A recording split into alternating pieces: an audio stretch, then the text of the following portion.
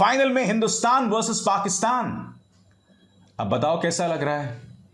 इतनी बेरहमी से ठोका गया है हमें। आपने पहले ही घोषणा कर दी थी कि फाइनल में इंडिया वर्सेस पाकिस्तान।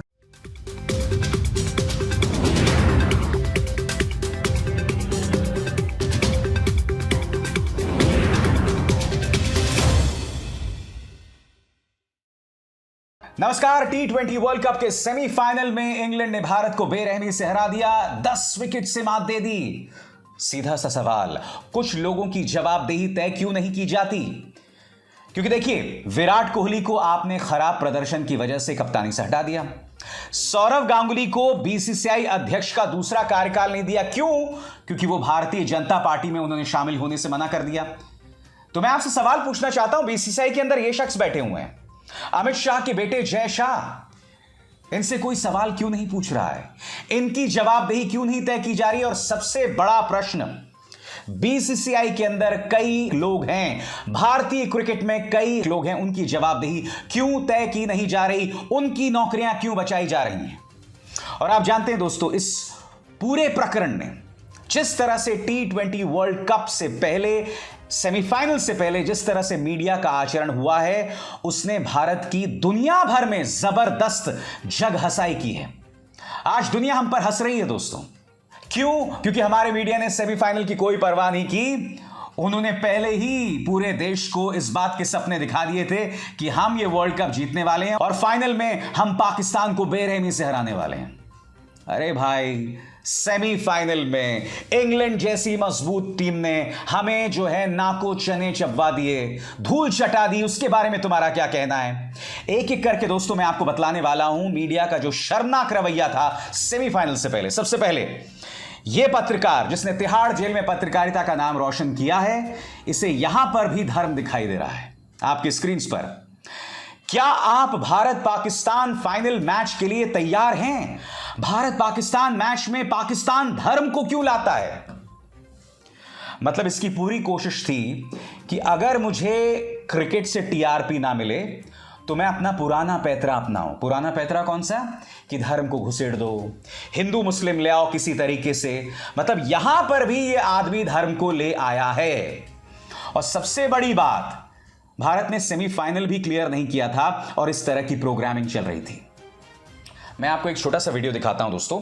यहां जो ये ताना मार रहा है ना कि पाकिस्तान धर्म को क्यों लाता है, मैं आपको बतलाना चाहता हूं एक न्यूज चैनल में किस तरह की मूर्खता चल रही थी। इन्होंने ज्योतिषियों के पूरे एक पैनल को बिठा रखा था, ये देखिए, और ज्योतिषियों से पूछा जा रहा था कि टॉस कौन जीतेगा, मैच कौन जीतेगा। इसकी एक छोटी सी झलक देखिए, फिर मैं इसकी चर्चा करता हूं। 10 तारीख को 6:30 बजे एडिलेड में ऑस्ट्रेलिया में खेला जाएगा।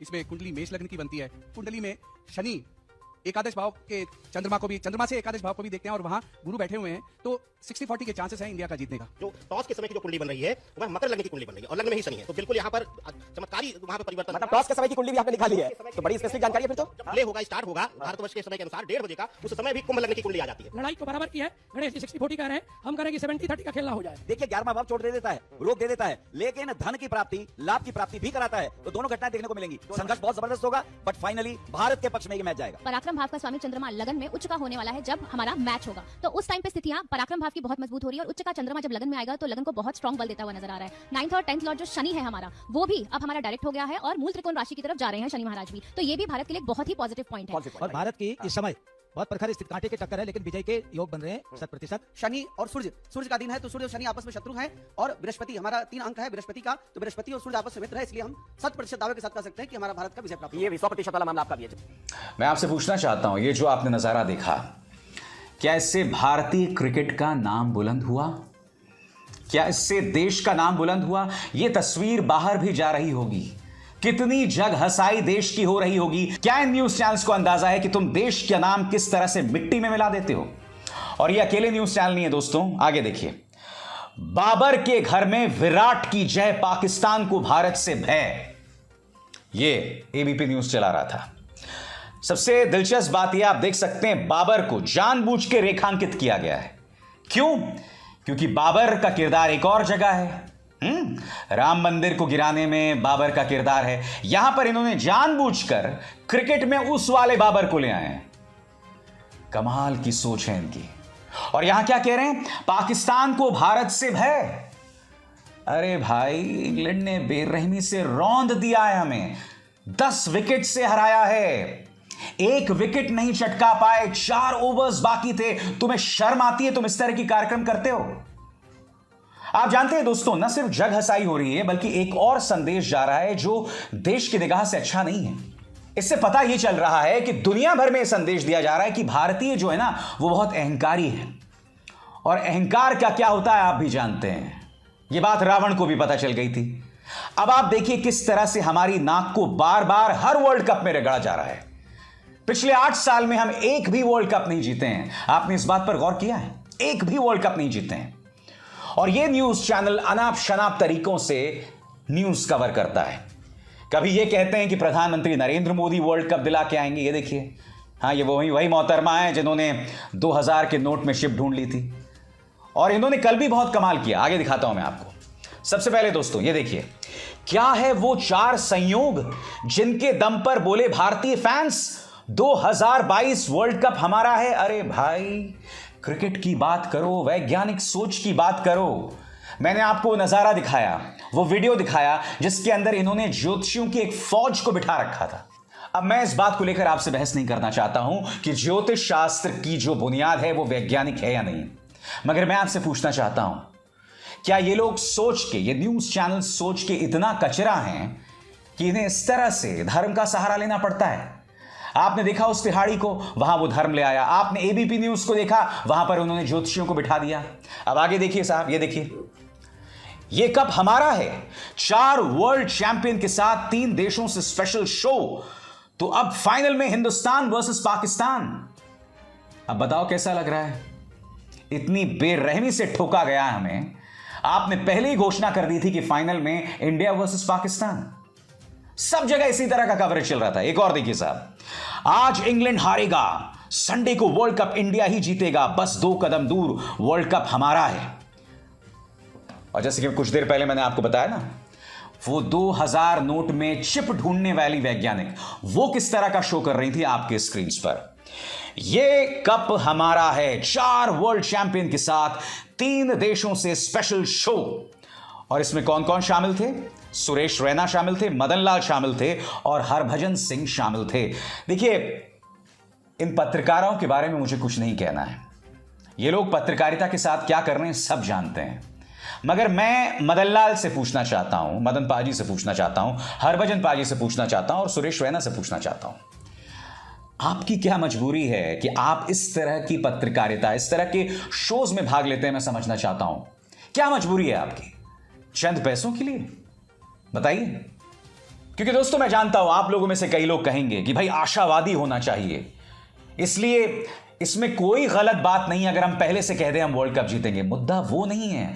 मुद्दा यह है कि आप कवरेज किस तरह से कर रहे हैं। आप इस कवरेज में अपना अहंकार दिखा रहे हैं, आप अपनी बदतमीजी दिखा रहे हैं, आप कॉमेडी शो कर रहे हैं साहब। इसमें क्रिकेट कहां है? आप क्रिकेट का मजाक उड़ा रहे हैं। आप पाकिस्तान और इंग्लैंड की बेइज्जती कर रहे हैं। मगर क्या किया इन्होंने बताइए? चलिए, शुक्र है कि दिवाली से एक दिन पहले हमने पाकिस्तान को हरा दिया। शुक्र है भगवान का कि कम से कम मेरी दिवाली अच्छी मन गई। मगर उसके बाद पाकिस्तान लड़ा ना, पूरी जान लगा दी उसने और अब वो फाइनल्स में है। किसी ने उम्मीद नहीं की थी कि पाकिस्तान जो है वो सेमीफाइनल तक भी पहुंचेगा, मगर वो सेमीफाइनल पहुंचा, अब फाइनल में है वो। भारत का जो क्रिकेट है वो बिखर रहा है। बीसीसीआई पूरे दुनिया का सबसे अमीर क्रिकेट बोर्ड है, मगर वो कहीं ना कहीं बीजेपी सरकार की प्रवक्ता बनकर रह गई और इसके अलावा कुछ नहीं। क्रिकेट के साथ जो बदतमीजी पिछले 8 सालों में हो रही है, आजाद भारत के इतिहास में शायद ही कभी हुई होगी। इन लोगों की जवाबदेही तय की जाए और इन न्यूज चैनल्स को शर्म आनी चाहिए इस तरह का कवरेज करते हुए। जाते जाते दोस्तों, एक वीडियो मैं आपको दिखाना चाहता हूं। इस वीडियो में आप देखिएगा, जी न्यूज का वीडियो है, कवरेज चल रहा है और फिर एक फैन आता है। वो किस तरह से जी न्यूज की पोल खोलता है, मैं चाहूंगा आप उसकी एक झलक देखें। फैंस हमारे साथ जानते हैं, बताइए। देखिए, सबसे पहले ये जस्ट एक गेम है, हमारे हाथ में नहीं तो दूसरों के हाथ में। It's all right. Is it going live? Okay, so this is जी। सबसे पहले मैं ये कहना चाहूंगा, इफ यू डोंट माइंड यहाँ पे एटलीस्ट हिंदू मुसलमान मत करना। You are the worst media channel. बाद में बात करेंगे, अभी इस बारे में बात नहीं हो रही, आप बताइए। देखा आपने, एक फैन ने कहा कि यहां धर्म लाने की कोई जरूरत नहीं है, हम सब साथ मिलकर रह रहे हैं। जी न्यूज धर्म को ना लाए, हिंदू मुस्लिम ना करे। मुझे इस बात की खुशी है कि आम जनता में अगर यह संदेश जा रहा है कि ये न्यूज चैनल्स किस तरह से भारत का नाम खराब कर रहे हैं, भारत की नाक कटवा रहे हैं, और जो तमाम मैंने आपको मिसाल दी वो इस बात की जीती जागती मिसाल हैं कि किस तरह से क्रिकेट के नाम पर ये लोग बद से बदतर जो है भारत का नाम खराब कर रहे हैं।